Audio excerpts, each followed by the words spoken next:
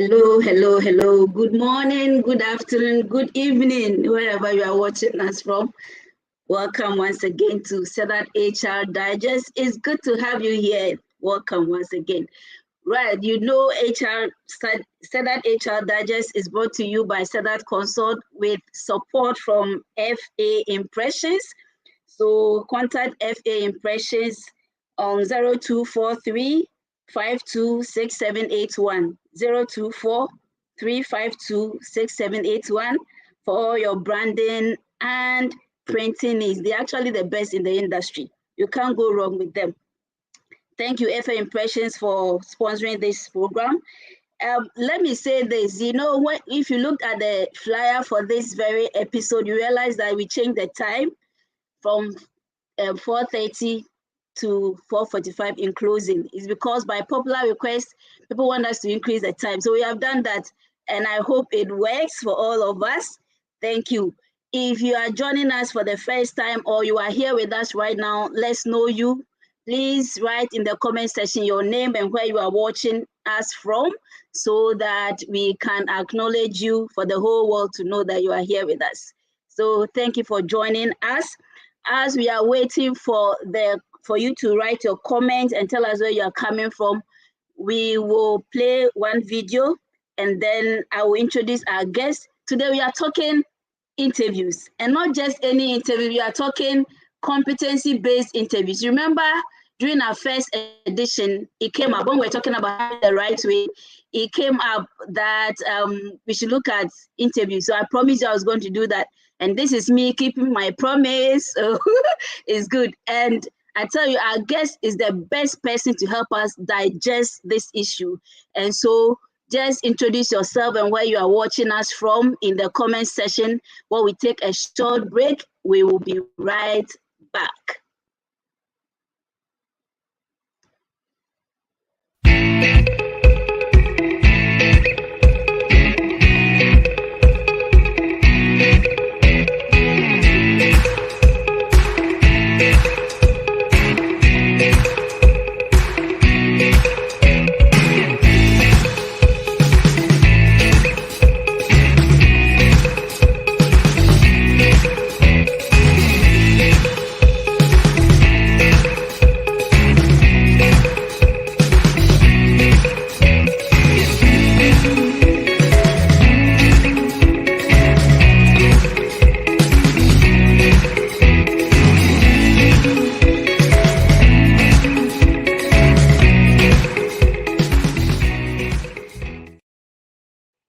Thank you. Welcome back. Augustine Boka, thank you for joining us. Michael, I see you. You're watching us from Cape Coast. Thank you for joining us. Elizabeth from Accra, thank you. Augustine, you are from Sunyani. Oh, thank you, Augustine, for joining us. Ebenezer Mwaku from Konongo, thank you. Muniru, thank you so much for joining us. Let's keep introducing ourselves. But right now, let me introduce our guest. Our guest for this episode, talking about conducting competency-based interview. Our guest is Abubakar Kwame Essuman. He has over 18 years experience when it comes to talent management and succession planning and strategy development, anything strategic when it comes to HR. Abu is there. In fact, Abu holds an MBA in employee relations from the University of Leicester, UK, and a BEd psychology from University of Cape Coast. That makes him a professional teacher, and he always wants to say that. I'm saying it for him. Okay. Right. And then he also is a Prince2 certified project manager. Abu is currently the head of human resources and administration at the Bank of Africa, Ghana. And during his years with the bank, he is credited with the successful design and development of the bank's policy guideline on HR-related issues such as the succession plan, HR manual, employment procedures, training and development, performance management, compensation and benefits management, among others. He actually designed, developed, and is now implementing a talent management program that is creating a pool for the company's succession planning program. And actually, one of the main success stories of the bank is its effective succession plan and this is attributed to him. And let me add that Abu is also my former boss. Actually, he gave me the first opportunity to practice HR. And I can say that most of the things that I know today, I can trace it back to him. And so, ladies and gentlemen, please help me welcome our guest into the studio, Abubakar Kwame Essuman. Hi. Good afternoon, everyone. Good morning, good evening, wherever you are you've joined from. It's a pleasure. It's a privilege to be here to share some ideas with you on competency-based interviewing. Patricia, thank you. I know Patricia always likes to blow me out of proportion. So no. Sometimes she makes me shy, you know. But it's well and good. Patricia, thanks for this opportunity. I am happy to be here. I'm very happy to share the little I know with our viewers. So I'm all yours. Thank you so much. Abu is always willing and ready to share knowledge, and it shows in so many ways. So Abu, thank you so much. I know how busy it has been for you, but you made time to be here. We are grateful. Thank you. You're welcome. Aisha, thank you for joining us. Dominic, thank you. Osmond, thank you. Vera, Michelle, I see you all. Thank you for joining us. So Abu, let's start. Help us understand what competency-based interviews really are. So when we talk about competency-based interviews, what are they? Please help us understand that. All right. Thank you very much, Patricia. Before I answer that question, I'll just give some preamble to give us perspective or to give us a certain background to the main topic.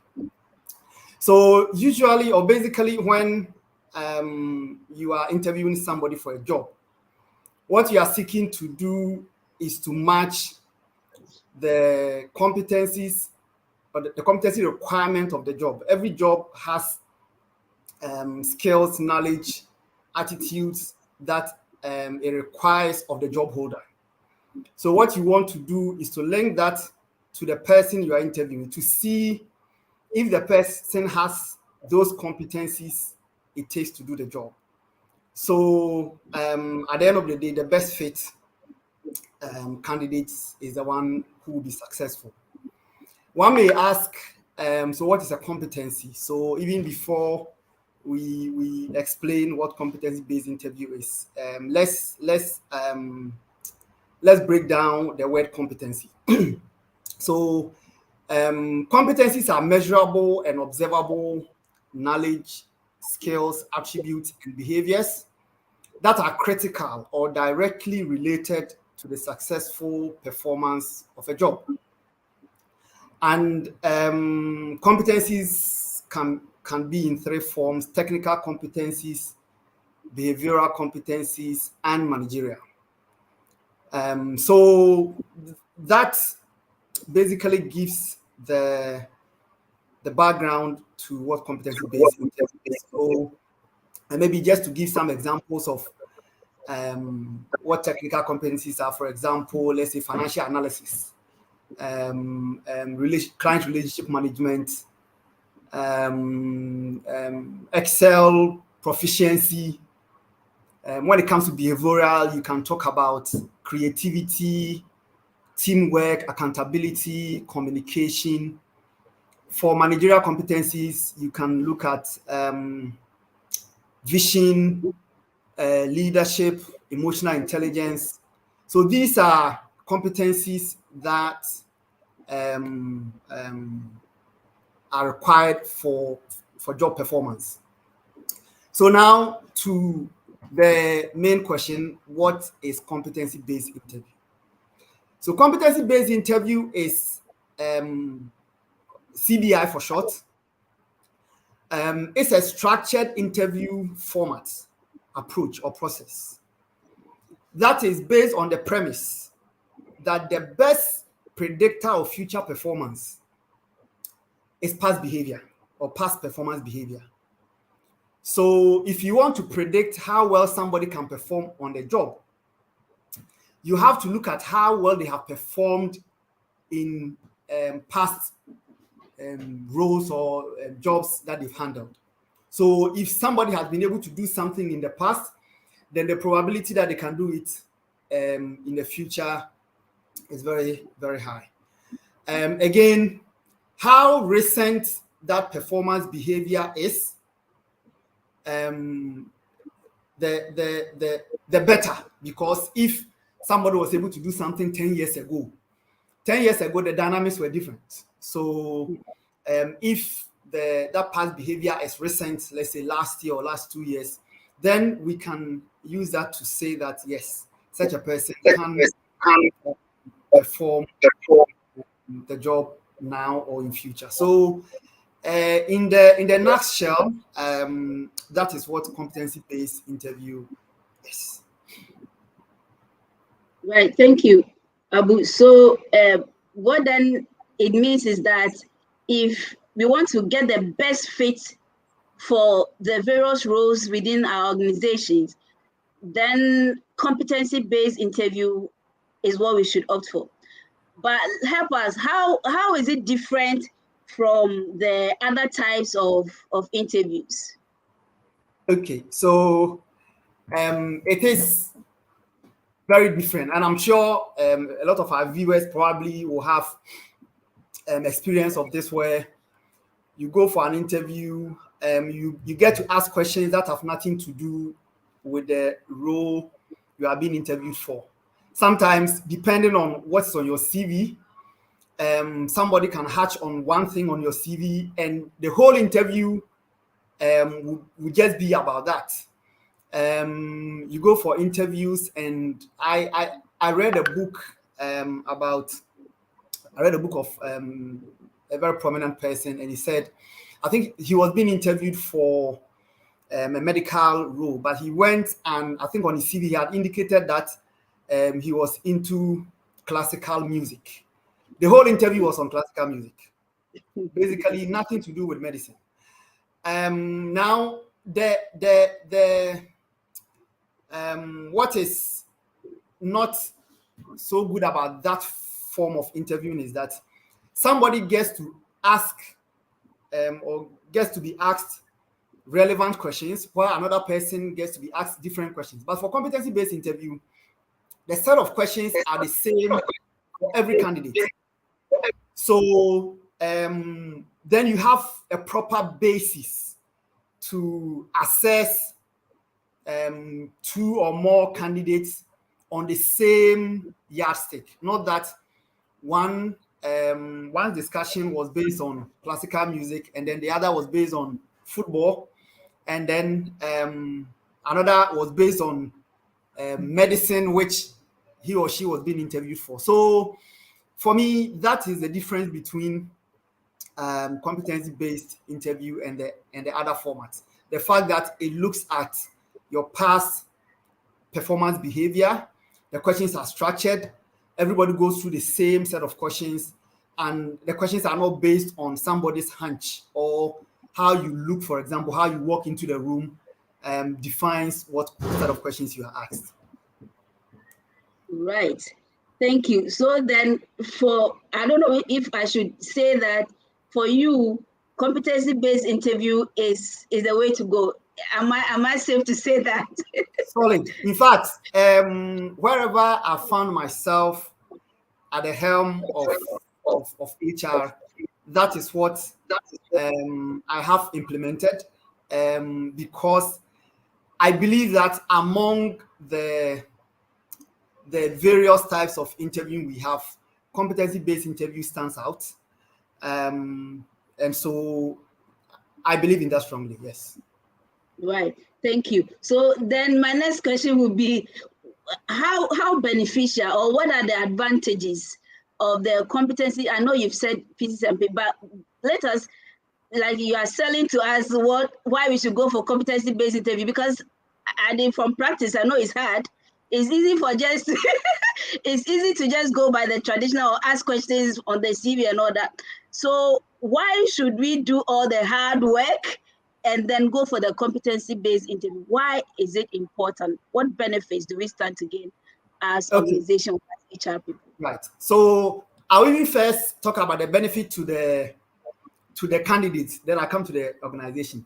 To the candidates, it affords them fairness, and an equal playing field, and then the fact that you are given the opportunity to tell the panel what you have done in the past. And for me, that is a big advantage for candidates. Now, for the organization, there are some people who know how to talk. If you give them the opportunity, ask them questions, they will dazzle you to sleep. By the time you hire them, or at the end of the interview, you think this person is great, but then you can't put your finger on what exactly they've told you. They can talk. So to help you as a panel, to reduce candidates' ability to fake responses, competency-based interview is a way to go. It prevents personal impressions from influencing decisions. So again, someone comes into the interview, well-spoken, well-dressed, everything on point, so that you are not carried away by just how the person looks. At the end of the day, you can look top-notch, but as they say, the game is played on the field. So you go through all the questions as indicated for every candidate. So how swag you are looking is not really what we are looking at. It also helps to eliminate any misunderstandings, because the competency-based interview has a certain format. If you ask the question, and I'm sure we'll get to that, the panel members are expecting you to give your response following a certain acronym called STAR. So if you don't follow the STAR approach, then the panel members will have the opportunity to probe further. At the end of the day, they have your response must fit into a certain profile. So if it doesn't, they'll keep probing. So then it eliminates any misunderstanding. Nobody can say, "Oh, I thought he said this," or I was thinking this is how he would say it. At the end of the day, all the panel members will be on the same page when it comes to what responses was given. It also ensures culture and organizational fit, because when I was going through the types of competencies, I mentioned technical, I mentioned behavioral, I mentioned managerial. So if the job is a managerial job, obviously all these competencies will be assessed.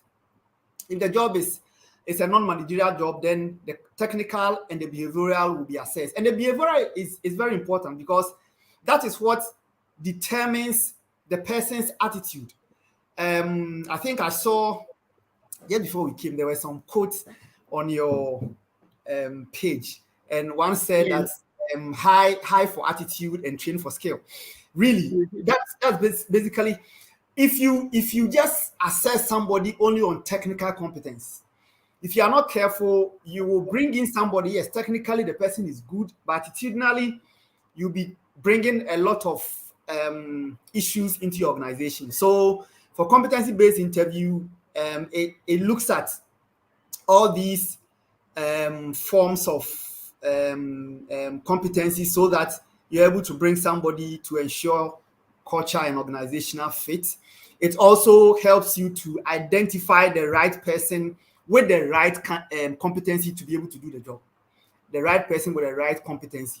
At the end of the day, you are not just coming to discuss football matters. So you come in and I look at the tie you are wearing, is blue. I said, why? Do you support Chelsea? You say yes. And then we just talk about Chelsea, when Chelsea has nothing to do with the job I'm interviewing you for. So this affords the organization the opportunity to hire somebody or people who have the right competencies for the job. So these are some of the benefits competency-based interviews give to an employer.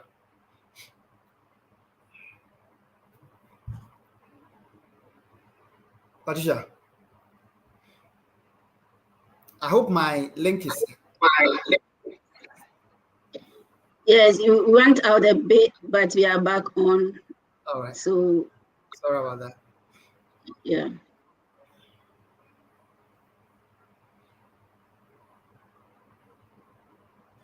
So did you get my final submission on the question? Maybe you can take that, the final one. Okay, so the final one I spoke about the ensuring the culture fit, and then finally I mentioned the fact that it helps the employer hire the candidates with the right competencies, because that is what you are assessed on during the interview. And so the best person who is able to demonstrate that they possess the competencies for the role is the one who is hired. Right. Thank you. Elizabeth asked the question, so I think you answered it, but it says, is it the same as behavioral interview that uses the STAR method? And I think you mentioned the STAR. Okay, so I guess, Elizabeth, your question has been answered. Vera also wanted to find out how different the CBI is from structured interview.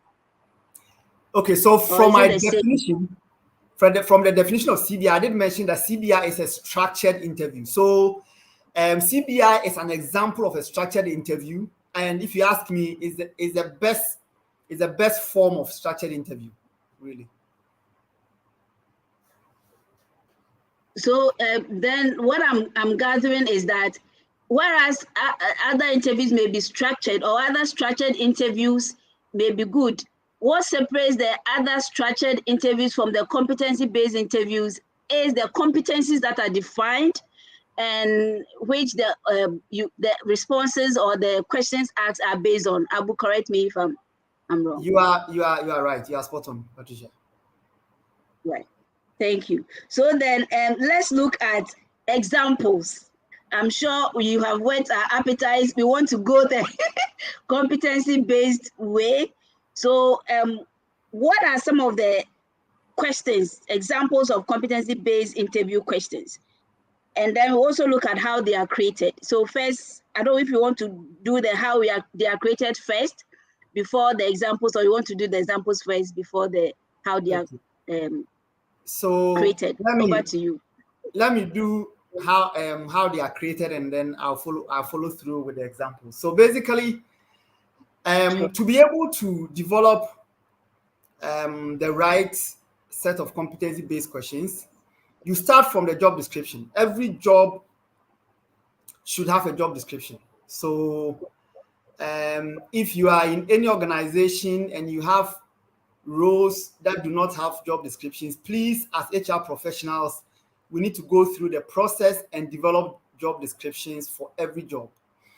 Now, when we design the job descriptions, which of course will detail the duties to be performed, then you now tease out what competencies you need to perform those jobs. So for example, let's say a payroll officer, and we are saying that a payroll officer prepares the payroll schedule for the month.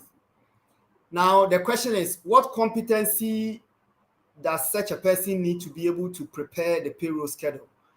One of them will be,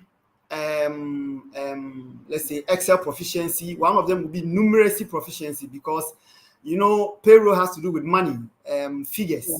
So if the person doesn't have numeracy proficiency, they might not be able to do the job. So for just one duty on the JD I mentioned, I've been able to come up with 2 competencies. So, and that is, these 2 are technical competencies, but of course, in addition to the technical competencies, you should also develop behavioral competencies as well. So on the JD, you have the duties, you have the competencies that are required to perform the job.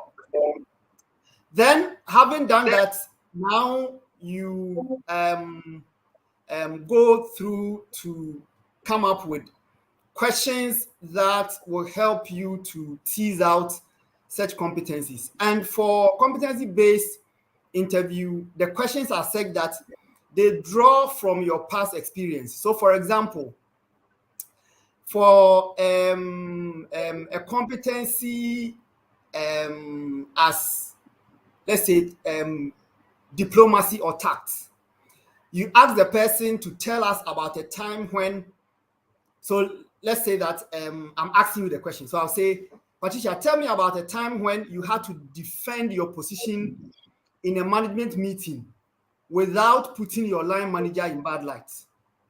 So here, we want to, maybe the role requires of you to be very diplomatic. And so if you find yourself in an interview where, let's say, your boss has asked you to do something, but in the meeting, what your boss asks you to do has backfired, but you are the one who is being asked to explain. That is not when you are going to say that, well, it's my boss who asked me to do, and so you own your boss up. That would be disaster. So we expect you to answer such a question without making your boss look bad, but also being able to explain yourself. So that is one form of a question. Another question would be to test your professionalism, especially if you are in a customer-facing role. So, for example, we'll ask you to share with us an experience you've had with a customer that tested your patience and professionalism. So we expect you to give us specific instance. You don't just start by saying, oh, well, customers are very difficult to deal with. And usually when you, no, that's not what we want. We want you to say, oh, I remember, let's say June or March last year, I was handling a role in company A, and one morning a customer came to me, and then you tell us what happened and how you handled the situation. Maybe I'll give one last example, and this one will be a technical, a question for a technical competency, where I'll ask you to take us through how you prepared your 2021 budget.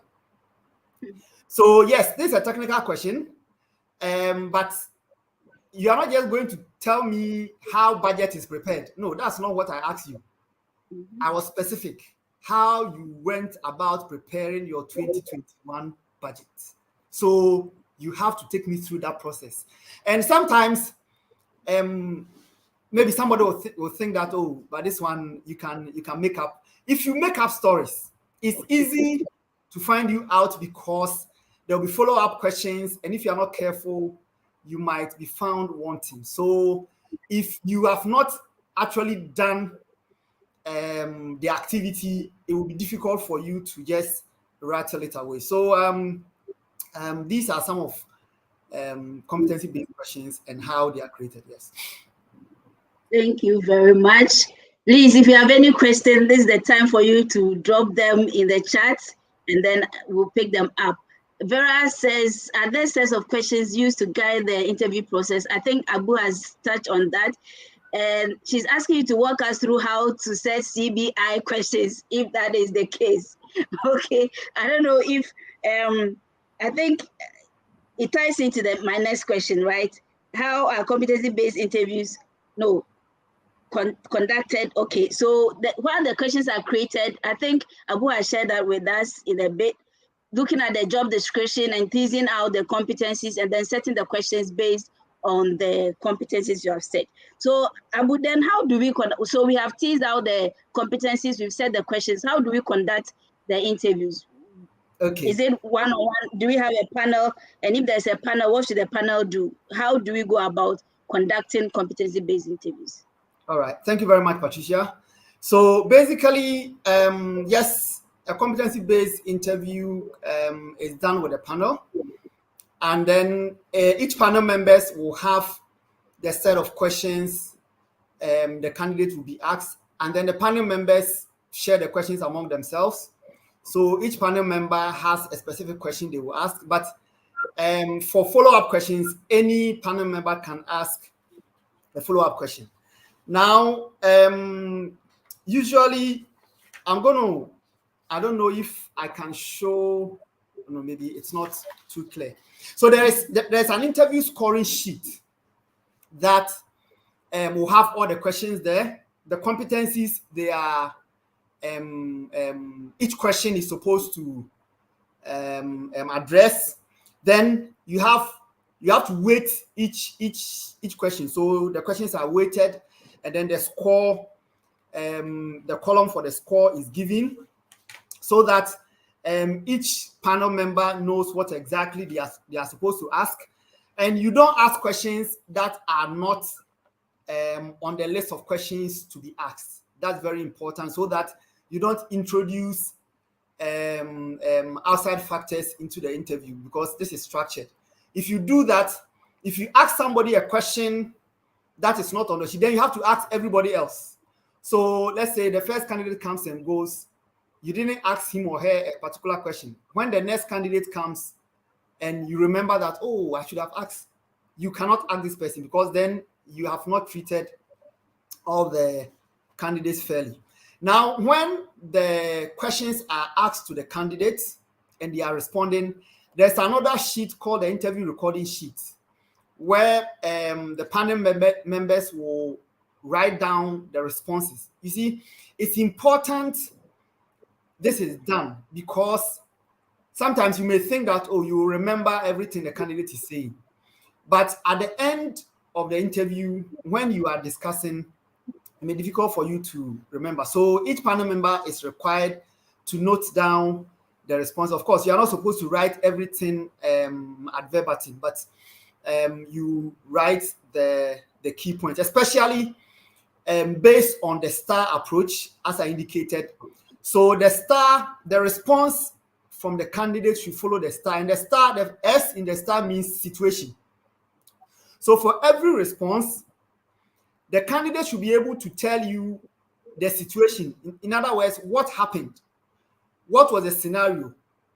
So the scenario is painted first, and then the task. What was expected of him or her? What is the expectation, or what was the expectation?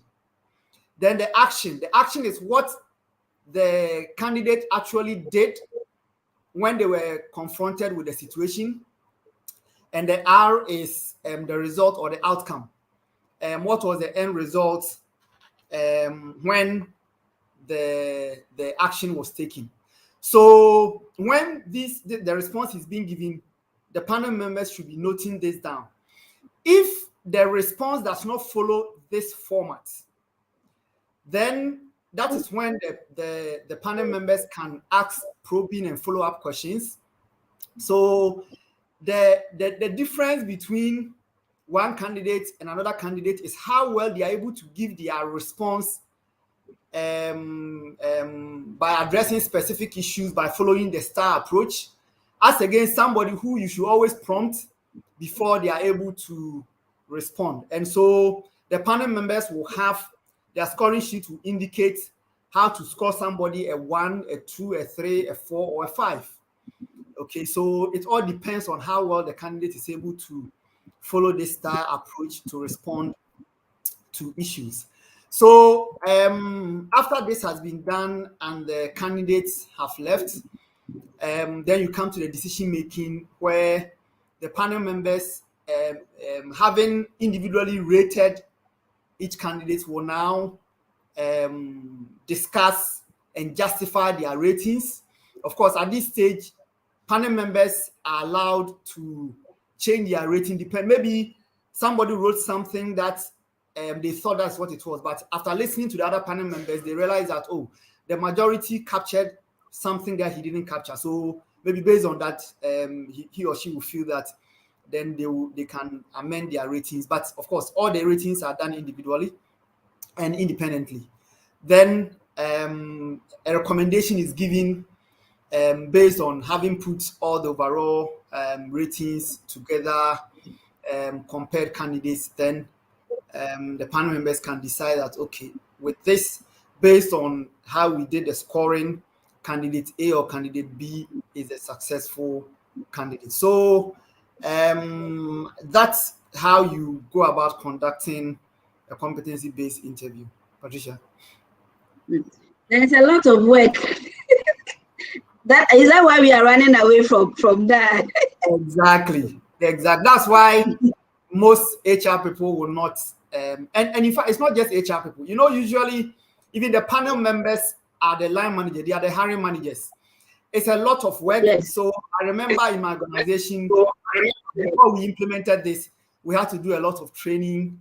And even sometimes after the interview, they need to do a lot of writing. So it's not an easy thing, but trust me, it's the best approach. If you are able to master it, if you are able to get your line managers to go along with you, is the best approach for interview. Right. Thank you so much. George Atta has a question.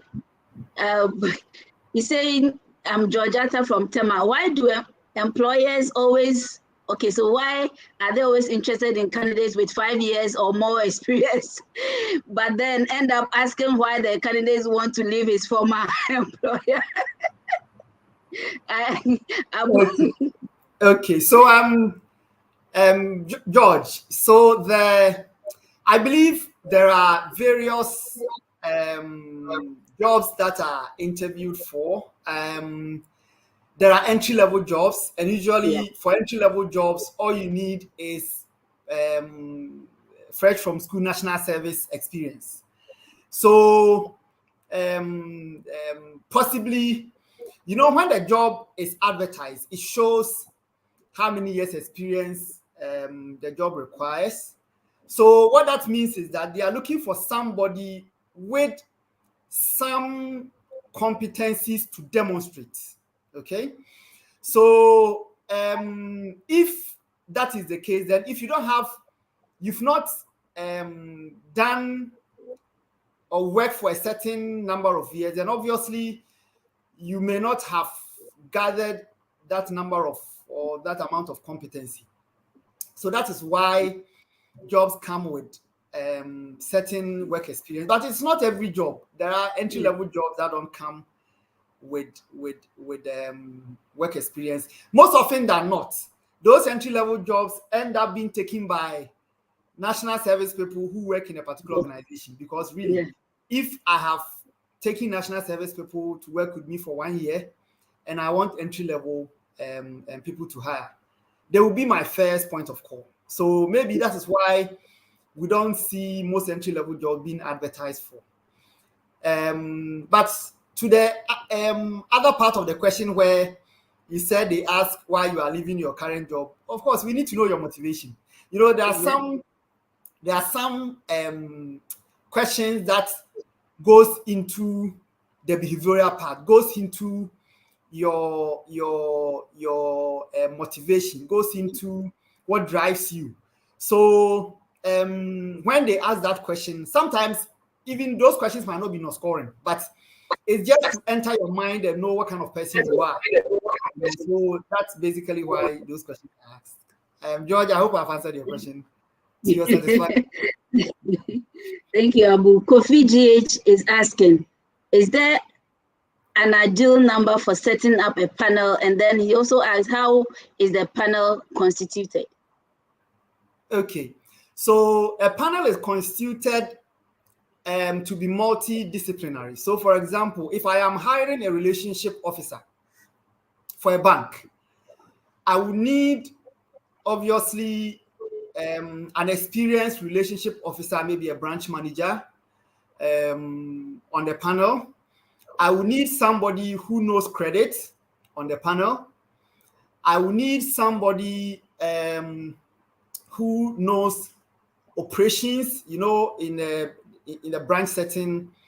For a bank, there is the operation side and the business development side. So I need somebody who knows operations. I'll need somebody who is a customer service expert on the panel, and then there'll be an HR person. So it's always good to have an odd number. So for me, 5 would be an ideal number, as long as it's odd. But if you can do 3, if it goes beyond 5, the interview will probably drag on for too long. Everybody will want to ask a question. But if it's a competency-based interview where you have a set of questions, let's say you have 10 questions, each panel member will ask 2 questions, and you'll be done. So yes, basically 5 will be my ideal number, but whatever it is, it has to be an odd number. Right. Thank you so much. Elizabeth is asking, can I have Abu's telephone number? Okay, so you text me and then I'll ask him with his permission. Right, thank you. And Kofi is also asking, should salary be quoted on the job post? And yeah, I think, okay, it says he's Ebenezer Fosuhini. All right.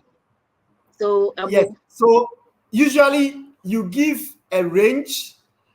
For some adverts, yes, it's not mandatory that every job advert should come with the salary, but for some roles you give the job the range that may be a minimum of 10,000 per annum to, let's say, 20,000 per annum. Usually for most outside jobs these are stated, but it's not mandatory. But if you can provide that kind of information, it's good. Yes. Well, okay, and maybe the last question, then we wrap up because our time is almost up. Ebenezer Ofosuhine, my next question is, if the company has budgeted a certain amount as salary for a role, is it necessary to ask the candidates for their salary expectation? Oh yes, very. And for me, I always insist that I want you to tell me in Ghana city terms. When you ask that question, people go, "Oh, you have a skill." Yes, I have a skill, but I still want to know. You see, again, a question like that will not determine whether I hire you or not. By the time I ask you that question, I have asked you the relevant questions. This is just to know the value, to know if you know the value or know your value. Okay. At the end of the day, it's about research. So you are you want to apply, or you apply for a certain job, you are coming for interview. What kind of research did you do? Do you know what kind of salary goes with that kind of job? And are you within that salary bracket? So these are just some questions that helps to know the candidates even more than what the questions, the technical and the behavioral questions have asked. So that's why we ask that question. And when the question is asked, we need an answer. Sometimes people will say it's confidential. Thank you, Abu. Oh, okay, the questions keep coming. All right. Okay, who chairs the panel? Is it the hiring manager or HR? I think it's a very important question, Abu. Who chairs the panel? Usually, in my organization, it's either the hiring manager, or if the boss of the hiring. So, for example, you have head of department, you have divisional head. If you have a divisional head part of the panel, so the divisional head for that division, then he or she will be the chair. If not, then the hiring manager will chair the panel. Okay, thank you so much. Between structured or unstructured interview, which one is more preferable? I think Abu has answered that. So thank you very much, Abu. Your final will be in 30 seconds, or in 1 minute, then we run up. All right. Thank you very much, Patricia.